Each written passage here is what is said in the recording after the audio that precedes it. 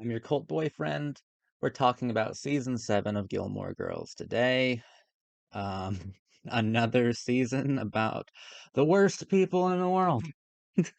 I'm being serious. I oh my God. The worst people in the world are the Gilmore Girls. I hate Lorelai. I hate Rory. They're both so selfish and self-obsessed that I want to swallow a bullet. I fucking hate them, dude. Season 7, of course, is the only season without the showrunner, creator, head writer, and head director, Amy Sherman Palladino. It's also the only season that was on the CW. The show was on the WB, which was a great think tank for postmodern pop art. You know, you had your Kevin Williamsons and Joss Whedons and Amy Sherman Palladinos, One Tree Hill types. They were all there, and they were all making some incredible stuff. Some of my favorite stuff ever. And the WB became the CW, and some things started to change. And Amy Sherman Palladino left over contractual disputes. She didn't agree with a lot of the programming decisions made by the new heads of CW, and also CW I think is more focused or puts more of a priority on market driven content, on market driven shows. And if you watch interviews with Amy Sherman Palladino, she speaks out against that constantly. She sees it as so contrived and soulless. So she just ended up leaving the show, and she left it in the hands of some of the writers who she trained while she was there. These writers fucking suck though. This whole season sucks. But the biggest thing I think isn't yeah, the writing sucks a lot now. Amy Sherman Palladino was great, but what's most noticeable is that, like, Amy Sherman Palladino also used to direct a lot of these episodes, and she had, like, an auteur style too. She would, do these kind of massive takes, this kind of, sensitive symmetry. It was theatrical, it was very much of the theater, and, it was wonderful. You don't realize how good it was until it's gone. Now we have if there's a conversation between characters, there are these static shots, these completely predictable and totally traditional compositional forms of storytelling. Whereas the first 7 seasons, the camera was kind of, I wouldn't say wild, but the camera had personality. The camera had a character to it, and the tableau, the positioning of the objects and the characters on screen, whether within a sensitive symmetry or just an interesting kind of design placement, everything was kind of captivating. It used to be visually captivating. Now it's the lowest common denominator. This season doesn't really deserve a video. Nothing interesting happened in this season. The only reason why season 7 is interesting at all is because we see now that Amy Sherman Palladino was the reason that anything about Gilmore Girls is ever watchable. She's the reason for all of it. Ugh, Gilmore Girls true auteur. I would never. No one would care about Gilmore Girls. I mean, duh. This is like very clear and obvious. She created it, so how could anyone care about it if she wasn't there? What exactly am I trying to say? I'm trying to tell you that showrunners matter. You know, this isn't the only time that we've talked about what happens when a showrunner leaves. And it's not always bad. Kevin Williamson left Dawson's Creek in season 2, right? And I mean, I think that season 3 is the best season of Dawson's Creek. So clearly the writers are writers are good people, all right? And sometimes they can mine for gold, and they did that with Dawson's Creek. Kevin Williamson was invited back to write the final 2 episodes of Dawson's Creek, which he did, and I think those episodes are fascinating and beautiful and perfect. They did not offer that same courtesy to Amy Sherman Palladino. She was not asked to return to end the series, because this is where the series proper ends. And it is I think it's insulting that they didn't ask Amy Sherman Palladino back to just write the last one. I think it's kind of like a slap in the face to Amy Sherman Palladino in a lot of ways. Uh, I can't help but see this season as illegitimate. Like I don't take it seriously. I don't even really view it as canon, you know? It feels like bad fanfic, like the most boring fanfic too. So the composition is atrocious, the visual composition is atrocious, and the writing, the show, the pacing, it is so boring. It is so boring. Gilmore Girls used to be about how within comedy there's a rhythm or a melody to really great dialogue, and Gilmore Girls always honored the beat. Not season 7. Season 7 doesn't know how to move gracefully at all. It's just so boring and clunky and overweight, dude. Like it's not fun. It's weird. Top heavy. It's such an oddly shaped show. It's really, really, really boring, but also bloated. I can't stand Lorelai and Christopher or Luke and April. Most of the season focused on like Lorelai and Christopher has been the worst fucking character since I first saw him. Go back to my earlier analysis videos. I'm like, please God, I don't ever want to see Christopher again. And the season just hyper fixates on Christopher and Lorelai. Lorelai is selfish, so selfish. Can't believe you could hurt Luke that badly so many times. Um, but Luke and April, I April is terrible for Luke. It killed the show entirely. Lane experiences character assassination here by getting pregnant like the first time she ever fucked Zach. This is terrible. This is awful. She's supposed to be a drummer. She's supposed to go on tour and have these great rock and roll girl dreams, these riot girl expectations for a character. Now it's nothing. Now it sucks. Now it's so dumb and sad. And I'm supposed to be happy for her. Well, I'm not. She's in prison. She's in a prison called Stars Hollow. They fucked Lane completely, deliberately. I can't even see that being a good idea in the writer's room. So fuck that, actually. Maybe writers aren't good people. Just as the last thread of hope I had for the show is escaping me, a wild Kristen Ritter appeared. And I perked right up. The general feeling of hopelessness resurfaced almost immediately, but at least she's fun to look at. She kind of just acts like Veronica Mars season 2 Gia. Why did Marty even lie about knowing Rory? Why doesn't it make any sense? Contrived much? Paris Geller has some good moments this season because Paris Geller is just unstoppable, and I love her to death. She will always have good moments.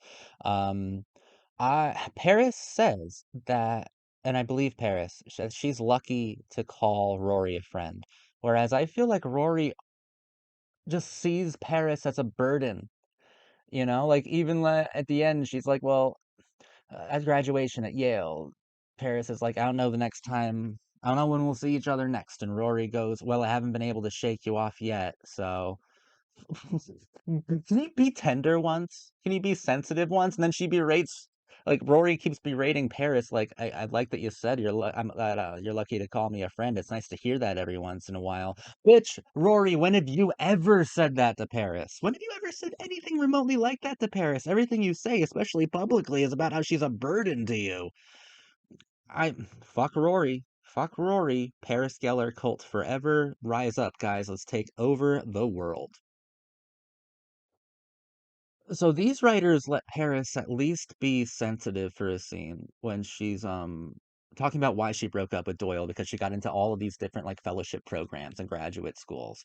And she's like, I'm not supposed to base my future off the proximity of how close it is to some guy. And while the moment itself, like it's not great writing, allowing Liza Weil to finally go back t- to a place of heartache, to a place of vulnerability. Like we haven't seen Paris this vulnerable since season 3, crying about Jamie and about not getting into Harvard. Um, it it still touched me deeply. And I think Liza Weil was like desperate for that kind of moment. She's been severely her it's not her fault. She does amazing every season and she's hilarious and she's wonderful. But like I've always said, she's also very sensitive. The most sensitive character on the whole show is Paris Geller, and that's like untapped potential for the most part. Since season three, she's been kind of like a one note comic relief character. She's been Kirk, but but a lot better. Okay, she's not really Kirk, but she fills that function for Rory within a different context, being Yale. So I think that Liza Weil was really hoping for this kind of emotional moment for Paris, and it felt good to see it. And my God, Amy Sherman Palladino had to leave in order for Paris to have to be able to shed one more tear. Like it's so weird, Like I wish that scene were better written, but it's acted beautifully. And I wasn't expecting the emotionality from Paris because I hadn't seen it since the first three seasons. By the way, the first three seasons of the show, I love to death. I think they're beautiful. But it's really nice to get that moment, and it makes me believe in the Doyle relationship more because I've never seen tenderness from those two. All I've seen is just absurd humor, just I've seen that as a relationship played for laughs, which is every Paris Geller relationship, barring Tristan Dugray and Jamie. Every other one has just been played for like, isn't this goofy? Isn't this funny? Um, which is the definition of soulless. I'd like to actually being like, oh, this Doyle thing is truly affecting this girl, and Liza Weil has she has such a grounded sense of heartbreak, but such an all-encompassing idea of characterization, meaning that I think that she perfectly understood like the comedic components of her character, and when she's given something that is more emotional to convey, like heartbreak over Doyle at that bar with Rory, uh, she was able to meet it in a grounded form in a way that felt true while never while honoring the beat, really. I mean, Liza Weil completely honored the beat of Sherman Palladino until the very end. So the beat was honored even though it was an emotional one within a comedic framework being the Doyle relationship. So really I'm just very impressed by that performance and how she honored the beat within it. I'm not impressed by the way it was written, by the way it was shot, certainly not these static shots. It's just very boring and um incredibly safe and sanitized even. But I love the performance of Liza Weil. I loved it so much. My favorite character, one of my favorite characters of all time. So Paris Geller, you almost made me cry again. I love you to death. Thank you. Thank you. Who am I thanking? Did I just make a speech? Is that a mic drop moment, dude? Thank you. Thank you. Thank you. Thank you. I'm here all week. Pacing is all fucked up. It's like so boring. That's probably the worst thing about it is that it's so boring. You know, like I don't like our leads. I don't like anything about our lead characters, but it's just so fucking boring. That's the worst part about it, dude. But I like that they at least had the clarity of mind to put Luke and Lorelai back together because that's what I think all of us have wanted since the beginning. And reading interviews or watching interviews with Amy Sherman Palladino, like that wasn't planned. They just had great chemistry. So they went for it. I love that. I love those things that you can't plan. I feel like Veronica and Logan must have been the same way. I love seeing Luke and Lorelai kiss. I love seeing Luke happy because he's such a sad guy, man.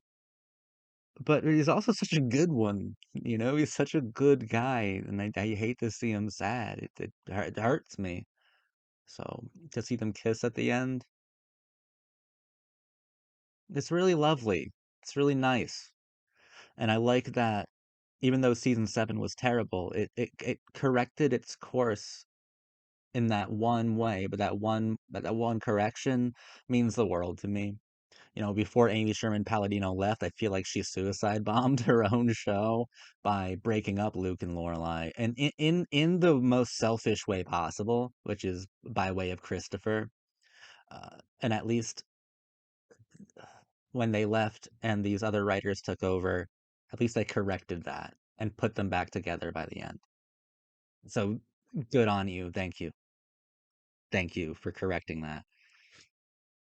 because I can't get over how happy it makes me to see them kiss, man. Like, just be sappy. It's just so nice to see Luke and Lorelai kiss that it kind of makes you forget um how shitty the context is, because it's really, really, really bad. I honestly don't see it as legitimate. I see Gilmore Girls as one of the most auteur-driven television shows of all time. Season 7 actually proves that, because without Amy Sherman Palladino's guiding hand, constant presence, it is abysmal. It's boring. It's awful. It's pointless. Um, it's heartless. And I don't like that at all. I am really looking forward to that Netflix miniseries, A Year in the Life. I want to see how Amy Sherman Palladino herself is going to come back and end it. I think it's going to be fucking brilliant. I have a feeling that it's going to be on another level. Season 7 was terrible though. It's the worst season of Gilmore Girls by a landslide. Um, yeah, it is. It's fucking it's terrible. I'm never going to watch this season again. Never ever. Um, I'm sure I'll watch Gilmore Girls again at least once or twice more in my life. I will never watch season 7. Never, ever, ever, ever, ever, because I don't even think of it as artistically canon. I don't think that I don't think it's real. It's not real Gilmore Girls. It's not. Amy Sherman Palladino, that's real Gilmore Girls, okay? Season 7 of Gilmore Girls is a bastard season that I don't see as valid, and I'm never gonna validate it. Fuck this season. Everything about it is just the most boring fanfic you could ever find. Yeah, garbage, trash. I'll see you in a week though, and hopefully I'm singing a whole different tune with A Year in the Life. I'm so fucking happy and excited for it. Oh my God, I'm so happy they did it because I would have hated it. This is where it ended. Imagine if this was it for like 10 years. This is where it ended for a lot of people for a long time. I couldn't imagine right now walking away from this going, "Oh, that's it. Thanks, guys." Wow, what a gift. Every memory a present. I'm glad that no. Glad we're getting something more final, something from the auteur herself. I can't wait. I'll see you guys in a week. Thank you for watching me. I have been your cult boyfriend. This has been my season 7 analysis video. It's not worthy of an analysis, so whatever. Thank you for watching.